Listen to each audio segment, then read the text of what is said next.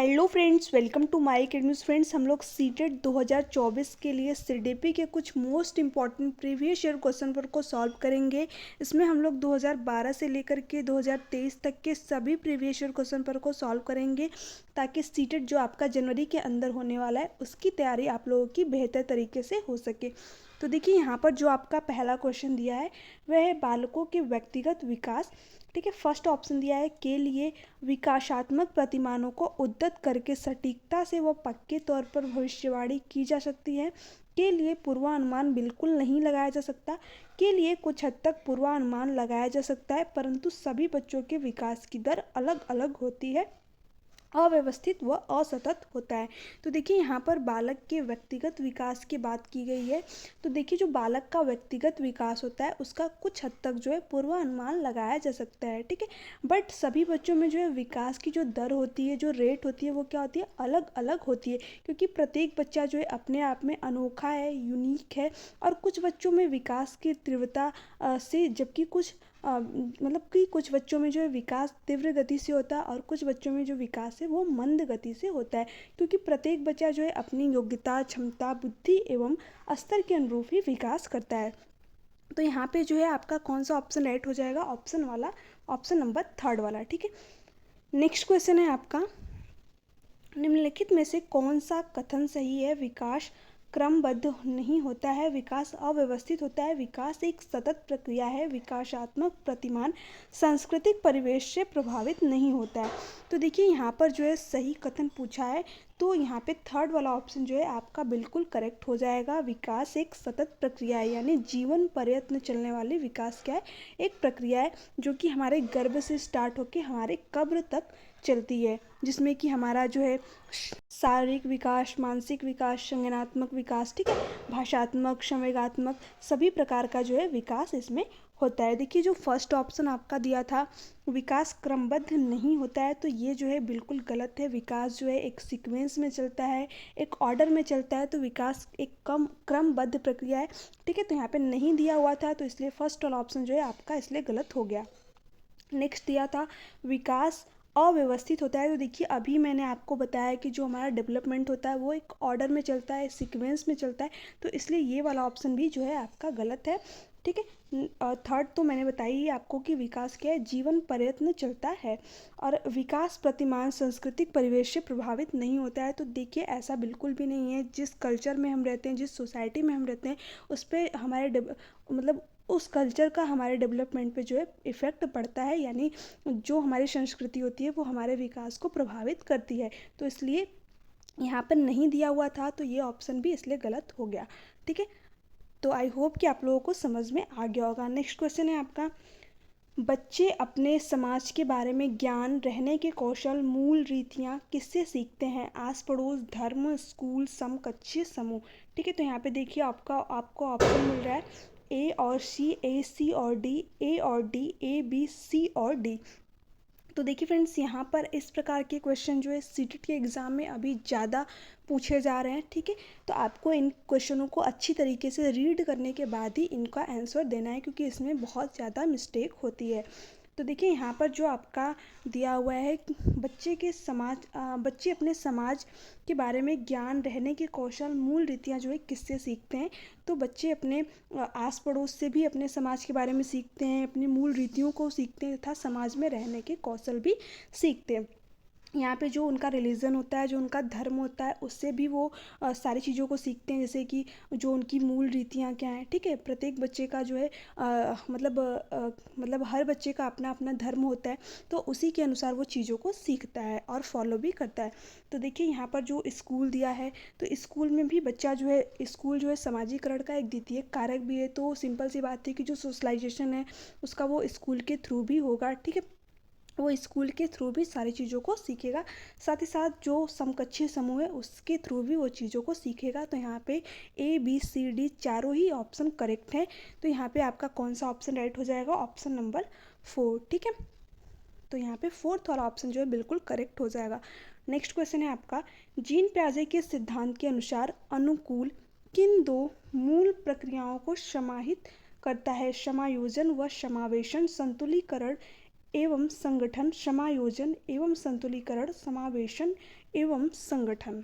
तो देखिए जो जीन पियाजे थे उनके सिद्धांत के अनुसार जो अनुकूलन होता है वो समायोजन और समावेशन दो प्रक्रियाओं को अपने में समाहित करता है। तो यहाँ पे फर्स्ट वाला ऑप्शन जो है इसका राइट आंसर हो जाएगा। देखिए जो अनुकूलन है सबसे पहले ये समझ लेना चाहिए कि ये क्या होता है, ठीक है। देखिए बच्चे में जो है दुनिया के बारे में समझ विकसित करने की जो क्षमता होती है उनमें वातावरण के अनुरूप स्वयं को ढालना ही क्या कहलाता है, अनुकूलन। अनुकूलन, ठीक है। यानी बच्चा जिस इन्वायरमेंट में रहता है उसी के अनुसार जो है खुद को ढालता है, वही क्या है, अनुकूलन, ठीक है। तो यहाँ पर देखिए जो समायोजन है और जो समावेशन है ये दोनों ही चीज़ें अनुकूलन के अंदर जो है समाहित होती हैं। इसके बारे में भी मैं आपको बताऊंगी, क्योंकि यहाँ पे मैं बताऊंगी आपको तो थोड़ी सी कन्फ्यूज़न क्रिएट हो जाएगी। तो मैं जीन पियाजे से रिलेटेड जितने भी इंपॉर्टेंट क्वेश्चन हैं उन सभी को एक क्लास में कवर करा दूंगी, ठीक है। वहाँ पे मैं आपको पहले जीन पियाजे की कंप्लीट थ्योरी कराऊंगी, उसके बाद में उनसे रिलेटेड जितने भी क्वेश्चन हैं उन सभी को सॉल्व करा दूंगी, ताकि जो है आपका अच्छे से आपको सारी चीज़ें समझ में आ जाए और आपसे कोई भी मिस्टेक ना हो और किसी प्रकार का कन्फ्यूज़न आपको क्रिएट ना हो, ठीक है। तो देखिए यहाँ पर आपका जो नेक्स्ट क्वेश्चन है वह है जीन पियाजे के संज्ञानात्मक विकास के किस स्तर पर बच्चे लंबाई व भार जैसे गुणात्मक आधारों पर वस्तुओं को व्यवस्थित कर पाते हैं, परंतु अमूर्त संरचनाओं की संक्रियात्मकता में कठिनाई महसूस करते हैं। तो देखिए जो जीन पियाजे थे ये स्विट्ज़रलैंड के एक प्रसिद्ध मनोवैज्ञानिक थे। इन्होंने जो है संज्ञानात्मक विकास की 4 स्टेजेस दी। आप निमोनिक्स के थ्रू भी याद रख सकते हो, ठीक है। SPCF आप कोशिश कीजिएगा कि ये जो इनके जो जीन पियाजे की 4th स्टेजेस हैं इनको आप इंग्लिश में ही याद कर लो, क्योंकि हिंदी में क्या होते हैं वर्ड चेंज हो जाते हैं और इंग्लिश में जो है आपको एक ही वर्ड मिलेगा।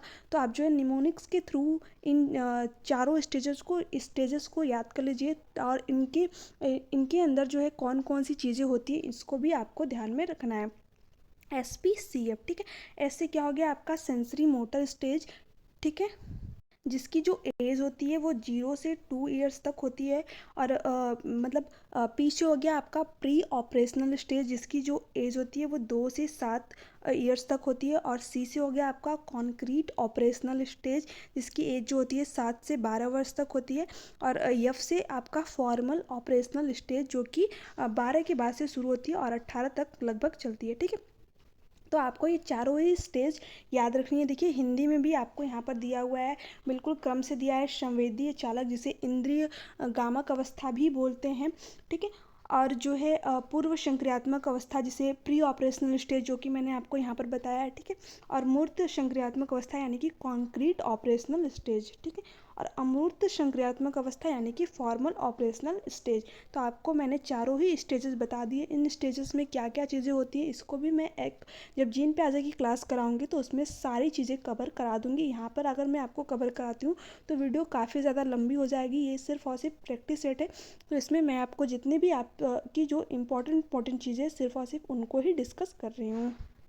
देखिए यहाँ पर जो आपका क्वेश्चन पूछा था वह था जीन पियाजे के संज्ञानात्मक विकास के किस स्तर पर बच्चे लंबाई व भार जैसे गुणात्मक आधारों पर वस्तुओं को व्यवस्थित कर पाते हैं। तो देखिए अभी मैंने आपको बताया कि जीन पियाजे जो है 4 स्टेजेस दिए थे। तो देखिए जो इनकी 3rd स्टेज है उसमें क्या होता है कि बच्चों को लंबाई भार जैसे गुणात्मक आधारों पर जो है वो वस्तुओं को व्यवस्थित कर लेते हैं। तो यहाँ पे जो है आपका कौन सा हो जाएगा, मूर्त संक्रियात्मक अवस्था, ठीक है। तो यहाँ पे 3rd वाला ऑप्शन जो है बिल्कुल आपका करेक्ट आंसर हो जाएगा। देखिए यहाँ पर क्या दिया हुआ था कि अमूर्त संरचनाओं की संक्रियात्मकता में कठिनाई महसूस करते हैं। तो फॉर्मल ऑपरेशनल स्टेज तो आपका बिल्कुल भी नहीं होगा, क्योंकि अमूर्त संक्रियाओं में जब वो कठिनाई महसूस करता है तो वो बच्चा उस स्टेज में हो ही नहीं सकता है, ठीक है। तो यहाँ पे आपका 3rd वाला ही ऑप्शन बिल्कुल करेक्ट है। नेक्स्ट क्वेश्चन आपका पूछा है लेव वाइगोस्की के सिद्धांत मुख्यतः व्याख्या करता है आनुवंशिकता के विकास पर प्रभाव की, संज्ञानात्मक विकास में सांस्कृतिक उपकरणों के योगदान की, समाजीकरण के जीव पारिस्थितिकीय मॉडल की, अभिप्रेरणा पर आरोपण प्रतिरूप के प्रभाव की। तो देखिए फ्रेंड्स तो देखिए जो लेव वाइगोस्की थे जो कि एक रूसी मनोवैज्ञानिक हैं। इन्होंने जो है सोशियो कल्चरल थ्योरी दी है, यानी सामाजिक सांस्कृतिक विकास का जो है इन्होंने सिद्धांत दिया है। ठीक है, तो जो इनकी थ्योरी है ये इसी से प्रेरित है और इनके अनुसार जो संज्ञानात्मक विकास में सांस्कृतिक उपकरणों का योगदान होता है। ठीक है, तो यहाँ पे कौन सा ऑप्शन राइट हो जाएगा आपका? सेकेंड वाला। ठीक है, क्योंकि वाइगोत्स्की का ये मानना था कि जो संज्ञानात्मक विकास होता है उस पे सामाजिक कारकों का जो है प्रभाव पड़ता है, जैसे कि जो हमारे परिवार हो गया, हमारा विद्यालय हो गया, ठीक है, जो हमारा समाज है, मित्र मंडल है, ठीक है, परिवेश है, उसका क्या होता है हमारे समाजीकरण पर हमारे संज्ञानात्मक विकास पर प्रभाव पड़ता है और भाषा पर भी पड़ता है। देखिए इन्होंने 3 चीज़ों पर फोकस किया है। इनकी थ्योरी है उसको एक चीज़ मतलब निमोनिक्स के थ्रू आप भी याद रख सकते हो, SCL। ठीक है, आप जब भी ले वाइगोस्की के क्वेश्चनों को सॉल्व करें तो आप इन 3 वर्ड को ज़रूर ध्यान में रखिएगा। SCL यानी सोशियो कल्चरल, ये किसकी बात करेंगे? सोसाइटी की बात करेंगे। दूसरा किसकी बात करेंगे? कल्चर की बात करेंगे। और तीसरी लैंग्वेज की बात करेंगे। अगर आप इन तीनों पॉइंट को ध्यान में रख के क्वेश्चन को सॉल्व करेंगे तो आपका जो है क्वेश्चन कभी भी गलत नहीं होगा। ले वाइगोस्की से जितने भी क्वेश्चन आएंगे तो मैंने आपको बताया कि लेव वाइगोस्की जो थे उनका सिंपल सा कहना था कि जो हमारे सामाजिक कारक होते हैं, जैसा कि हमारा परिवार या फिर जो भी हमारे मित्र मंडल हैं, वो क्या करते हैं हमारे संज्ञानात्मक विकास पर इफ़ेक्ट डालते हैं। जो हमारा परिवेश होता है वो हमारे संज्ञानात्मक विकास पर इफ़ेक्ट डालते हैं। साथ ही साथ जो हमारी भाषा होती है, जो हमारी लैंग्वेज होती है, वो जिस समाज में हम रहते हैं उसी के अनुसार ही डिसाइड होती है। जैसे कि आप अगर फॉरेन में रहते हो तो आप वहीं की लैंग्वेज को बोलोगे। जैसे कि आप अगर इंडिया में रहते हो तो जो है आप यहाँ की लैंग्वेज को, आप जिस कंट्री में रहते हो वहाँ की लैंग्वेज जो है आपको आ जाती है नेचुरली। ठीक है, तो आई होप कि आप लोगों को समझ में आ गया होगा। फिर भी कोई डाउट हो तो नीचे कमेंट सेक्शन में कमेंट करके पूछ सकते हो। देखिए जो आपका नेक्स्ट क्वेश्चन दिया है वह है क्रिकेट पर वार्तालाप के दौरान एक अध्यापक अधिकांशतः लड़कों से सवाल पूछ रहा है और लड़कियों से नहीं। अध्यापक की यह क्रिया किसका उदाहरण है? जेंडर सशक्तता, जेंडर पक्षपात, जेंडर प्रासंगिकता, संबद्धता, जेंडर धमकी। तो देखिए जो इस प्रकार का कथन है कि जो एक अध्यापक है वो अधिकांशतः लड़कों से ही सवाल पूछ रहा है, तो वो क्या कर रहा है, एक पक्ष को ज़्यादा महत्व दे रहा है और दूसरे पक्ष को वो महत्व ही नहीं दे रहा है। ठीक है, तो यहाँ पे जो है टीचर क्या कर रहा है, जेंडर स्टीरियोटाइप यानी जेंडर पक्षपात कर रहा है। ठीक है, तो यहाँ पे जो है आपका सेकेंड वाला ऑप्शन जो है राइट आंसर हो जाएगा। कि जो अध्यापक है उसको ये लग रहा है कि जो लड़के होते हैं सिर्फ और सिर्फ वही क्रिकेट खेलते हैं और जो है लड़कों को ही क्रिकेट में रुचि होती है, लड़कियों को जो है क्रिकेट में रुचि नहीं होती है। पर टीचर क्या कर रहा है, जेंडर पक्षपात यानी जेंडर स्टीरियोटाइप कर रहा है। तो यहाँ पे आपका सेकंड वाला ऑप्शन राइट आंसर हो जाएगा। नेक्स्ट क्वेश्चन है आपका, बाल केंद्रित कक्षा में एक अध्यापिका किसको महत्व देती है? निरंतर वस्तुनिष्ठ रूपी कक्षाओं को, ज्ञान की सक्रिय संरचना प्रक्रिया को, किसी भी तरह से पाठ्यक्रम के समापन को, दंड आधारित कठोर अनुशासन पद्धति को। जब क्लासरूम जो है चाइल्ड सेंटर्ड है तो अध्यापिका किसको महत्व देगी? ज्ञान की सक्रिय संरचना को। ठीक है, तो यहाँ पे जो है आपका सेकेंड वाला ऑप्शन बिल्कुल राइट आंसर हो जाएगा। जो बाल केंद्रित शिक्षा होती है यानी चाइल्ड सेंटर्ड एजुकेशन होता है उसमें बालक की रुचियाँ, प्रवृत्तियाँ, ठीक है, क्षमताओं को ध्यान में रख करके ही शिक्षा प्रदान की जाती है। तो यहाँ पे सेकंड वाला ऑप्शन जो है बिल्कुल आपका करेक्ट हो जाएगा। नेक्स्ट क्वेश्चन है, निम्नलिखित में से कौन सा बच्चों के समाजीकरण का प्राथमिक कारक है? पुस्तकें और पत्रिकाएं, निकटतम परिवार, माता पिता का कार्यस्थल, अस्पताल के कर्मचारी। तो देखिए इस वाले क्वेश्चन में बहुत सारे लोगों ने मिस्टेक की थी क्योंकि उन्होंने क्या ऑप्शन लगा दिया था, थर्ड वाला। बट ये वाला जो है आपका गलत है क्योंकि यहाँ पर क्या दिया हुआ है, माता पिता का कार्यस्थल। ठीक है, तो माता पिता जो है प्राइमरी सोशलाइजेशन के कारक होते हैं यानी प्राथमिक कारक होते हैं, बट उनका जो कार्यस्थल यानी कि वो जहाँ पर काम करते हैं जैसे कि उनका ऑफिस हो गया, ठीक है, तो वो उनका जो है वो आपका प्राथमिक कारक नहीं है। ठीक है, तो यहाँ पे कौन सा ऑप्शन आपका सही हो जाएगा, निकटतम परिवार। क्योंकि परिवार जो पहला मतलब जो बच्चा है वो पहला समाजीकरण का पार्ट कहाँ से सीखता है, अपनी फैमिली से, अपने परिवार से। ठीक है, क्या है, बच्चे के समाजीकरण का प्राथमिक कारक है, क्योंकि बच्चा जो है परिवार में ही जन्म लेता है और जन्म लेने के साथ ही परिवार के लोगों के संपर्क में आता है तथा परिवार से ही वह भाषा का ज्ञान प्राप्त करता है और पारिवारिक सदस्यों में जो है घुल मिल के रहने से ही उसमें समाजीकरण का भाव पैदा होता है। इसलिए जो समाजीकरण होता है, जो परिवार होता है, वो समाजीकरण का क्या है, प्राथमिक कारक होता है हमारा। तो यहाँ पे सेकंड वाला ऑप्शन जो है आपका राइट आंसर हो जाएगा।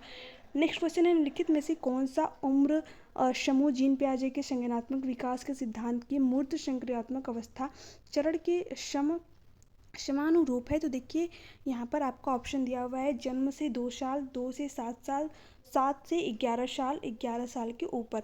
तो देखिए मैंने जब आपको जीन पियाजे की चारों स्टेजेस के बारे में बताया तो उसमें मैंने आपको स्टेज भी साथ में बताई थी। तो देखिए उससे ही आपका यहाँ पर क्वेश्चन भी बना हुआ है। तो आप लोग अब इसका आंसर दे सकते हो, ठीक है। तो आप नीचे कमेंट सेक्शन में कमेंट करके ज़रूर बताइएगा, मैंने आपको इसका आंसर बता दिया है, ठीक है। तो आई होप कि आप लोग इसका आंसर ज़रूर दोगे, ये आपका होमवर्क है। तो वीडियो अच्छी लगी तो चैनल को ज़रूर सब्सक्राइब कर लीजिएगा, बेल आइकन को प्रेस कर दीजिएगा ताकि ऐसे ही क्लासेस आपको प्रोवाइड होते रहें। थैंक्स फॉर वॉचिंग मी। अगर आपको इसका PDF चाहिए तो जो है टेलीग्राम में नीचे डिस्क्रिप्शन बॉक्स में टेलीग्राम चैनल का लिंक दे दूँगी, आप जो है वहाँ से डाउनलोड करके आप जो है अपना रिवीजन कर सकते हो इन सारे क्वेश्चनों को सॉल्व करके। ओके, तो आपको आज के क्वेश्चन कैसे लगे ये भी नीचे कमेंट में कमेंट करके ज़रूर बताइएगा। Okay, thanks for watching me.